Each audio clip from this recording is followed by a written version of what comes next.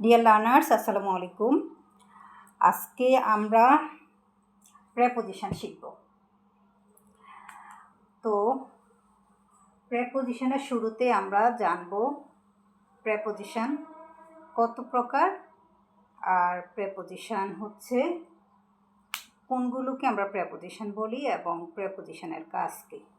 তাহলে প্রেপোজিশনের পরিচিতিটা আমি দিয়ে দিই, যেমন টু, ইন, এট, অন, তারপর over, of, for, with, up, এগুলো এটসেট্রা, এরকম আরও আছে অনেক। এগুলো হলো কি প্রেপোজিশন। তো এখন হলো প্রেপোজিশনের কাজ কি। প্রেপোজিশনের কাজ হলো দুই বা ততোধিক সেন্টেন্সের মধ্যে, দুই বা ততোধিক শব্দের মধ্যে একটা সমন্বয় সাধন করা, সম্পর্ক স্থাপন করা। ঠিক আছে, মানে কোনো একটা নাউন বা প্রোনাউনের সাথে অন্য কোনো একটা ভার্বের সম্পর্ক স্থাপন করা, বিশেষ করে ভার্বের সাথে কোনো একটা নাউন বা প্রোনাউনের সম্পর্ক স্থাপন করাকেই প্রেপোজিশন বলে। এখন আসা যাক যে প্রেপোজিশন কত প্রকার। প্রেপোজিশন মোট 5 প্রকার বলতে পারি আমরা। কত প্রকার? 5 প্রকার। প্রেপোজিশন বলতে পারি 5 প্রকার। কি কি? নাম্বার 1 হলো সিম্পল প্রেপোজিশন। সিম্পল প্রেপোজিশনের মধ্যে কি কি থাকবে? যেমন সিম্পল মানে কি? একটা, মানে সিম্পল মানে হচ্ছে যে টু, ইন, একটা প্রেপোজিশন। সিঙ্গেল প্রেপোজিশনকে সিম্পল প্রেপোজিশন বলে। সিঙ্গেল প্রেপোজিশনও বলতে পারি, সিঙ্গেলও বলতে পারি আমরা, বা সিম্পল প্রেপোজিশন আমরা এটাকে সিঙ্গেল বলি, সিঙ্গেল বলতে পারি, সিঙ্গেল। ওকে, সিঙ্গেল প্রেপোজিশন বা সিম্পল প্রেপোজিশন এগুলো কি? এই যে ওয়ান ওয়ার্ড বিশিষ্ট, ইন, তারপরে কি বললাম এখানে, যেমন আছে এট, তারপরে আছে অন, এগুলো হলো সিঙ্গেল। তারপরে নাম্বার 2 হতে পারে কি? Double preposition. তাহলে ডাবল প্রেপোজিশনগুলো কি কি? ডাবল মানে কি? দুইয়ের অধিক, মানে দুইটা প্রেপোজিশন একত্রে মিলিত হয়ে যে প্রেপোজিশন গঠিত হয়েছে বা হয়, সেগুলোকে ডাবল প্রেপোজিশন বলে। যেমন ইন প্লাস টু, কি হলো? ইনটু। তারপরে with plus in, within. With plus out, with, এটা কি হবে? উইদাউট, তখন দ উচ্চারণ করবো, উইথ প্লাস আউট, উইদাউট। তারপরে আরও আছে, যেমন অন যোগ টু, অন টু, এগুলো কি? Double preposition. তাহলে আমরা সিঙ্গেল প্রেপোজিশন কোনগুলো? ওয়ান ওয়ার্ড বিশিষ্ট প্রেপোজিশনকে সিঙ্গেল প্রেপোজিশন বলে। আর ডাবল প্রেপোজিশন হলো দুইটা প্রেপোজিশন যখন একত্রে মিলিত হয়ে একটা প্রেপোজিশন হয়, তখন তাকে ডাবল প্রেপোজিশন বলে। আচ্ছা, এখন এগুলোর অর্থগুলো তোমাদেরকে জানতে হবে। টু মানে কি? দিকে, প্রতি। ইন মানে মধ্যে, ভিতরে। তারপরে হচ্ছে এট মানে দিকে। তারপরে অন মানে উপরে, কোনো কিছুর সাথে লেগে থাকা। আমি এখন ডায়াগ্রাম দিয়ে বোঝাবো। অন মানে উপরে, ওভার অর্থ উপরে, তবে এটা লেগে থাকে না, স্পর্শ করে না। অফ মানে এর, যেমন করিমের, অফ করিম, অফ হিম তার, এরকম। ফর জন্য, উইথ সাথে, আপ উপরে। ঠিক আছে, আর এগুলো তাহলে কি হবে? এই যে ইন আর টু মিলে উইদিনের অর্থ বলি। উইদিন মানে হচ্ছে কোনো কিছুর নির্দিষ্ট একটা সময়ের মধ্যে, যেমন এক সপ্তাহের মধ্যে, এক মাসের মধ্যে। এই কথাগুলো বোঝানোর জন্য আমরা কি বলি, কি ব্যবহার করি? উইদিন, তাই না? উইদাউট মানে কি? ছাড়া, ব্যতীত, ছাড়া বা ব্যতীত।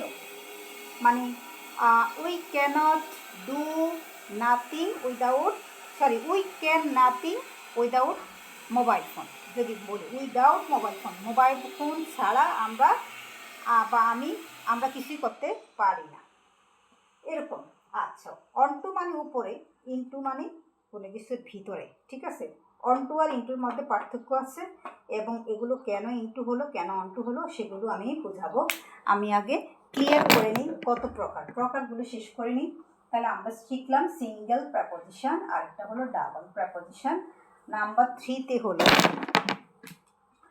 3 হলো কম্পাউন্ড বলা হয় এটাকে, কম্পাউন্ড প্রেপোজিশন।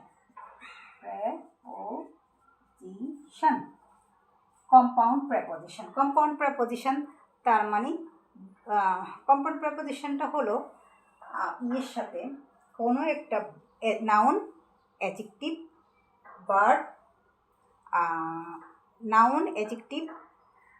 ভার্ব, এগুলোর সাথে যখন কোনো প্রেপোজিশন যুক্ত হয় তখন তাকে কি বলা হয়?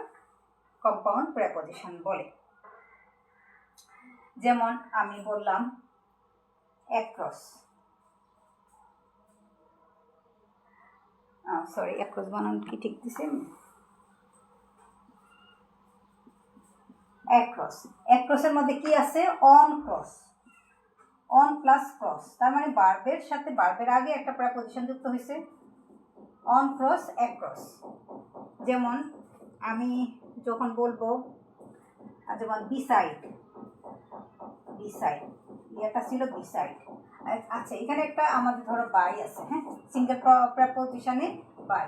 তো এটাকে যখন বিসাইড মানে কি? বাই যোগ সাইড, ঠিক আছে? সাইড মানে কি? পাশ, তার মানে এটা নাউন। আবার এটা বারবের আগে অন যুক্ত হয়েছে। তারপরে সাইড মানে হলো পাশ মানে হলো একটা নাউনের আগে একটা প্রেপোজিশন যুক্ত হয়েছে।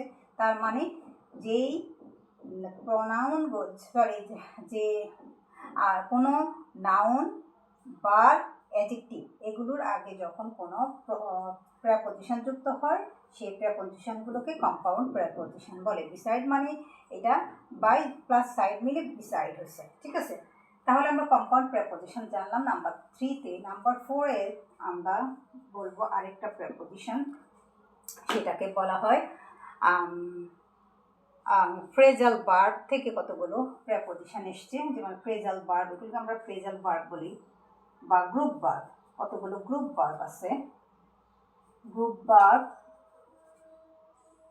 অ্যাজ প্রেপোজিশন, হ্যাঁ, preposition.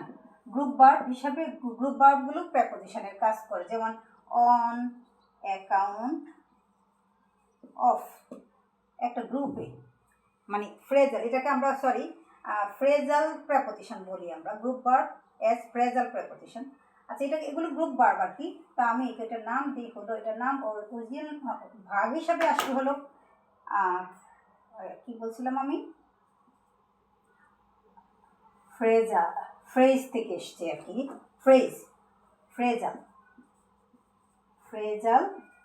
Phrasal preposition. Phrasal preposition মানে হচ্ছে এগুলোকে গ্রুপ ওয়ার্ডও বলা হয়। গ্রুপ ওয়ার্ডগুলো যখন কোনো প্রেপোজিশনের কাজ করে, এই যে ফ্রেজ হিসাবে কাজ করে।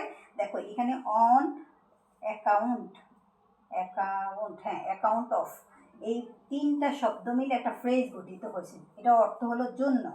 আমরা সিঙ্গেল প্রনাউনের জন্য কি ব্যবহার করি? ফর ব্যবহার করি। ফরের পরিবর্তে অন, অ্যাকাউন্ট অফ, জন্যে বা কারণে। ফরের একটা ইংলিশ মিনিং হলো জন্য, ঠিক আছে? কারণের জন্য আমরা ফর কি দিয়ে, ফর অর্থ জন্য ব্যবহার করি, অথবা কারণে, হ্যাঁ, এটা দুইটা অর্থ দেয়। তোমরা দেখবে ইয়েতে সরাসরি পয়েমের মধ্যে কোনো বিকজ দেয় না, কারণ দেয় না, পয়েমের মধ্যে ফর থাকে। আবার আমাদের অনেক প্রেপোজিশনের ক্ষেত্রেও আমরা কি করি? বিকজ ব্যবহার করবো যেখানে, সেখানে ফর ব্যবহার করি, ঠিক আছে? তা ফর মানে কি? জন্য বা কারণে। তাহলে অন, অ্যাকাউন্ট অফ অর্থ জন্যে বা কারণে, ঠিক আছে? তাহলে এইটা একটা ফ্রেজ গঠন করে। ফ্রেজ অর্থ কি? কয়েকটা ফ্রেজ মানে কি? কয়েকটা শব্দে একটা গুচ্ছ তৈরি হয়, এবং এইটা একটা সিঙ্গেল ওয়ার্ডের মতো অর্থ দেয়। সিঙ্গেল ওয়ার্ড, দেখো এটা একটা একটা সিঙ্গেল ওয়ার্ড, এটা অর্থ জন্য এবং কারণে, এবং এই পুরোটা শব্দের অর্থ হলো একই অর্থ দিচ্ছে, জন্যে বা কারণে। তাহলে এগুলো হলো ফ্রেজাল প্রেপোজিশন। একদম আরেকটা লাস্টে, আমি কত নম্বরে ছিলাম? আমি 3 নম্বরে। আচ্ছা, এখন 4 নম্বরে আসবো আমি। তারপরে হলো, তাহলে আমি ফ্রেজাল প্রেপোজিশন শিখলাম। হ্যাঁ, 4 নম্বরে ছিলাম ফ্রেজাল প্রেপোজিশন। এখন 5 নাম্বার, 5 নাম্বারটা হলো আমার যেমন 5 নাম্বারটা যেমন হলো 5 নাম্বার 5,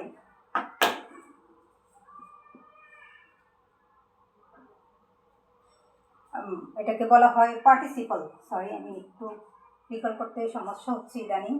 পার্টিসিপল প্রেপোজিশন, ঠিক আছে? পার্টিসিপল প্রেপোজিশন, পার্টিসিপল মানে কি? পার্টিসিপল হলো ভার্বের সাথে আইএনজি যুক্ত করা, এটাকে পার্টিসিপল বলে।